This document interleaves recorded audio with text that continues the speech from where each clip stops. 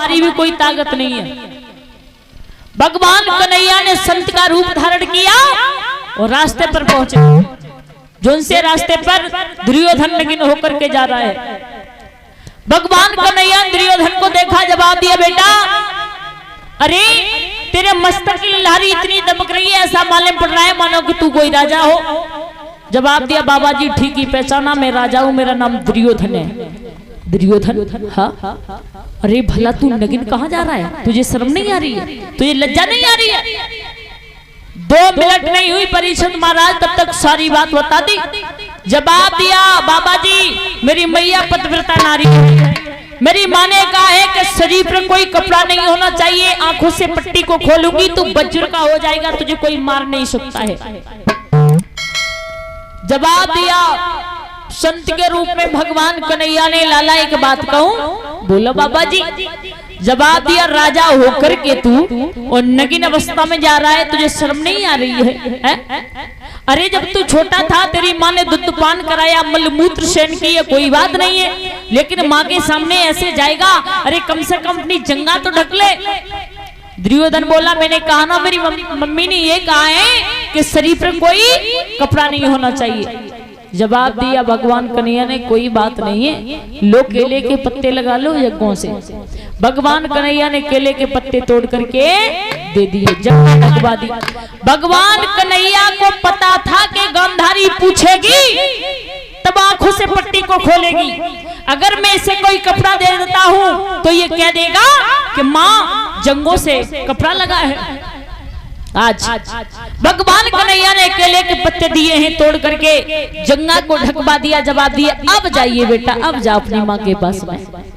दुर्योधन चला, बोला माँ, हाँ बेटा स्नान करके आया है? मैया मैं स्नान करके आया हूँ। लाला तुझे मेरी कसम है, तू झूठ मत बोलना, शरीर पर कोई कपड़ा तो नहीं है। दुर्योधन ने कहा, माँ तेरी कसम, मेरे शरीर पर कोई वस्त्र नहीं है। गांधारी ने आंखों से पट्टी को खोला। परीक्षित महाराज, गांधारी हंसना चाहती है लेकिन बेचारी रो गई, छाती से लगा लिया। जवाब दिया, लाला तूने अच्छा नहीं किया। क्यों माँ, क्या हुआ? जवाब दिया, बेटा तेरा सारा शरीर बच्चों का हो गया, जहां पर ये केले के पत्ते लगे हैं वही जगह तेरी कच्ची बची है, जा जाकर के प्राणों को बचा ले, भीम तुझे जिंदा नहीं छोड़ेगा। आज भागने लगा दुर्योधन वहां से। परीक्षित महाराज जब भागने लगा दुर्योधन, गांधारी माताओं पतिव्रता नारी थी। ध्यान रखना भैया, कुल की लाश नारी के हाथ में होती है।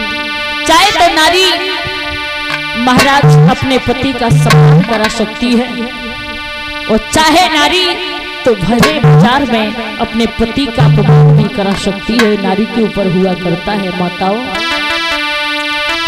लगी लाज और नारी के कर में, कर नारी सी नारी है, और जैसी मैया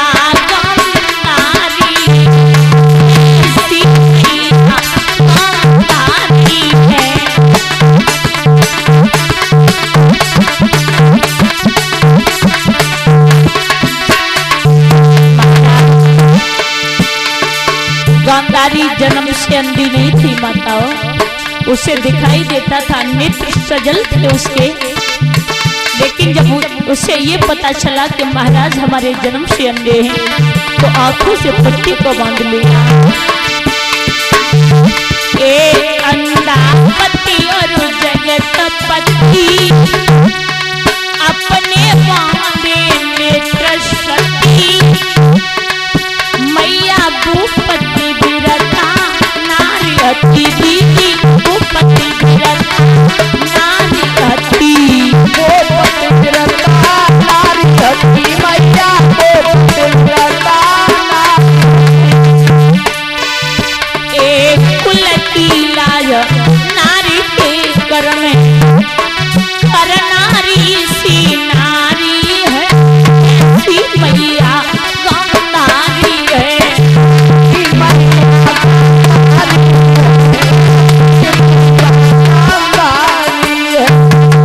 माताओं, आज दुर्योधन वहां से भागो जाकर के जल में छिप गया।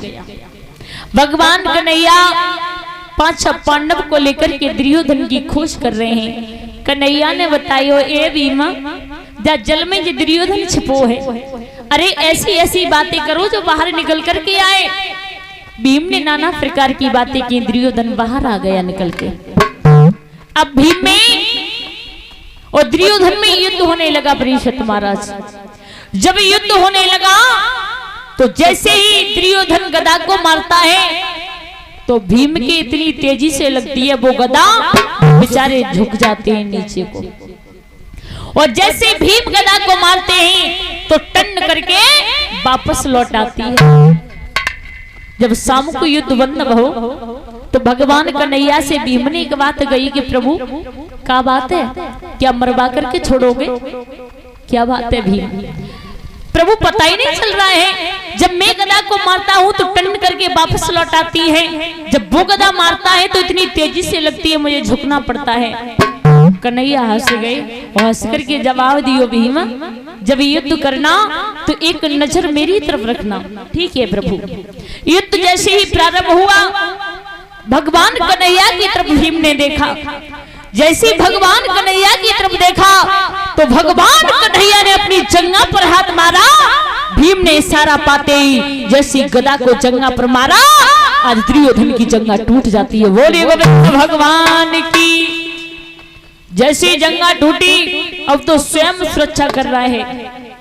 महाराज एक बात और बताऊं मैं तुम्हें कि दुर्योधन को ये वरदान लगा था, दुर्योधन को ये वरदान लगा था कि जब दुख और सुख इकट्ठा होगा तभी उसकी मृत्यु हो सकती है, उससे पहले वो मरेगा नहीं।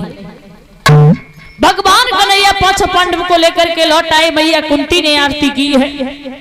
महाराज जैसे ही देखा है दुर्योधन ने दूर से आता हुआ कि गुरु द्रोणाचार्य का पुत्र अश्वत्थामा चला रहा है। अश्वत्थामा बोला क्या बात है, कोई अंतिम इच्छा तो नहीं है? दुर्योधन बोला अगर मुझे कोई पांडव के सिर ला करके दे दे तो मैं आधा राज्य उसे दे दूंगा। ये राज के लालच में आकर के तलवार उठाई और चल दिया। भगवान कन्हैया को पता चल गया अश्वत्थामा आ रहा है। पांच पांडव को वहां से उठाया और प्रभु निकल जाते हैं यमुना मैया के किनारे। जैसे भगवान कन्हैया निकले जहां पर देवी द्रौपदी माताओं अपने बेटों को लेकर के लेटी थी, ये अश्वत्थामा उसी शिविर में जाकर के पहुंचा। महाराज इसने मासूम मासूम बच्चों के सिर को काट लिया और जैसे सिर को काटा चोटियों को पकड़ा और लेकर के चल दिया। दूर से देखा दुर्योधन ने अश्वत्थामा आ रहा है सिर लेकर के तो ताली बजा कर हंसने लगा। जवाब दिया ये अच्छा हुआ, हम तो मारे ही जाएंगे लेकिन हमसे पहले हमारे दुश्मन मारे गए, ये बड़ा अच्छा हुआ। पास में पहुंचा अश्वत्थामा, जवाब दिया मुझे भीम का सिर चाहिए, भीम का सिर दो। भीम के बेटे का सिर दे दिया। जैसी शकल भीम की थी वैसी ही शकल उसके बच्चे की थी। महाराज जैसे उसके बेटे का सिर दिया, दुर्योधन ने अपनी हथेली से मिसला और जैसे ही हथेली से मिसला वो टूक टूक होकर के जमीन पर गिर पड़ा। दुर्योधन अभी रो रहा था, महाराज और जोर से रोने लगा और जवाब दिया अश्वत्थामा तूने अच्छा नहीं किया। अश्वत्थामा दुश्मनी मुझे पांडवों से थी न कि इन बच्चों से थी, तूने हमारे दीपक को बुझा दिया। अश्वत्थामा तूने अच्छा नहीं किया, तू जाकर के अपने प्राणों को बचा ले, भीम तुझे जिंदा नहीं छोड़ेगा, मार देगा। आज अश्वत्थामा अपने प्राणों को बचा करके भागने लगा। महाराज दुख और सुख इकट्ठा होता है, दुर्योधन की मृत्यु हो जाती है। बोले गोविंद भगवान की। जैसे ही सुबह हुआ देवी द्रौपदी ने देखा कि मेरे बच्चे नहीं आए उठ करके। देवी द्रौपदी जैसे ही पहुंची तो माताओं देखा धड़ पड़े हैं लेकिन सर नहीं है, खून बह रहा है। देवी द्रौपदी के छक्का छूट गए। देवी द्रौपदी फूट फूट करके एक गाय की तरह रोने लगी। काहो प्रभु, काहो कन्हैया। और देवी द्रौपदी बोली श्याम तुम निठुर क्यों बनी गई हो काना, दर्द नहीं मेरा पहचाना।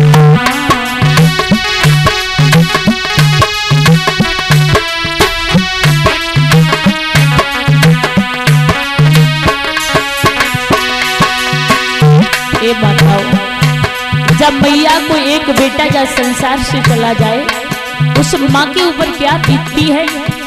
लेकिन देवी द्रौपदी के एक नहीं 5 बेटों का धड़ है, लेकिन सर नहीं है, खून की नालियां से बह रही है। देवी द्रौपदी बोली, अरे कन्हैया निठुर काहे तू? रोकर के बोली,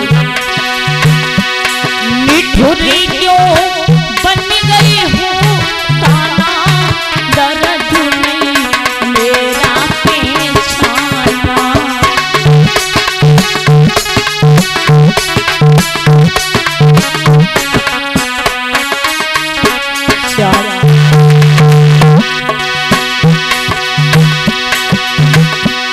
धरे धीरज कैसी मैया,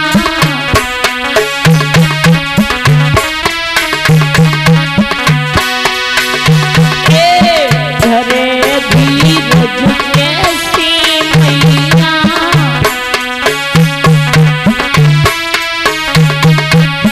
मारी रहे पाँचों छैया।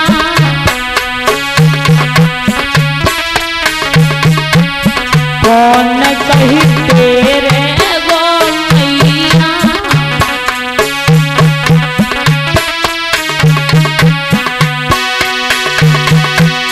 धीरी आज हमको बधवाना, दर्द नहीं मेरा पहचाना।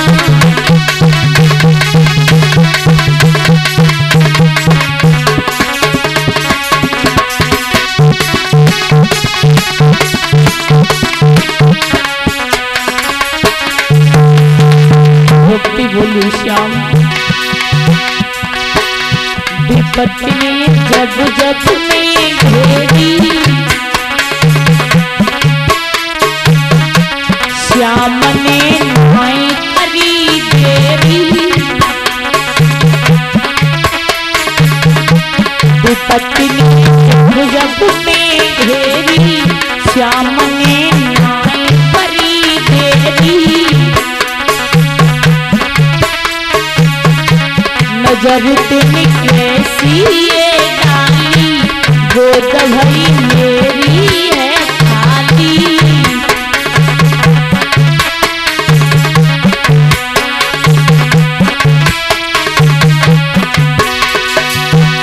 अकलिया जो हमको बतलाना, दर्द नहीं मेरा पहचाना।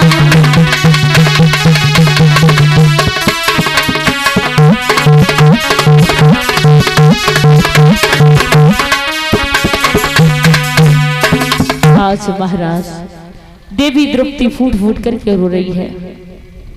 भगवान कन्हैया जैसी पांडवों को लेकर के आए तो देवी द्रौपदी बोली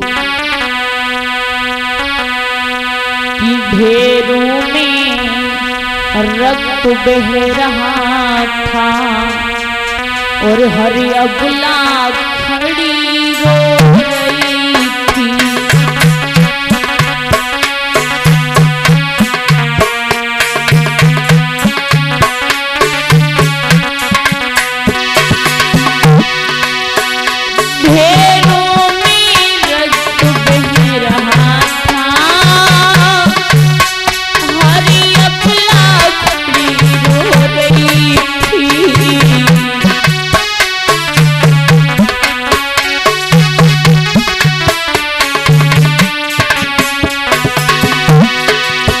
द्रौपदी बाल बिखराई हुए लालों पर पड़ी रो रही थी।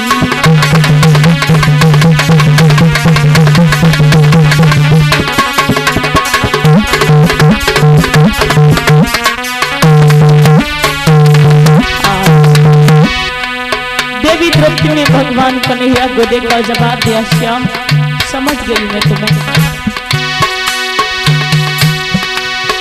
मोहन की आते ही बोली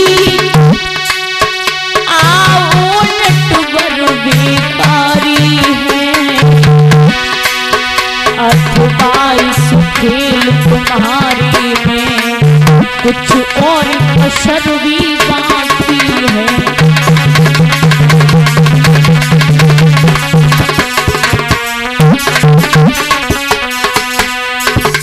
जवाब दिया है प्रभु, अगर और कुछ अभी बच्चा हो वो भी करवा लीजिए।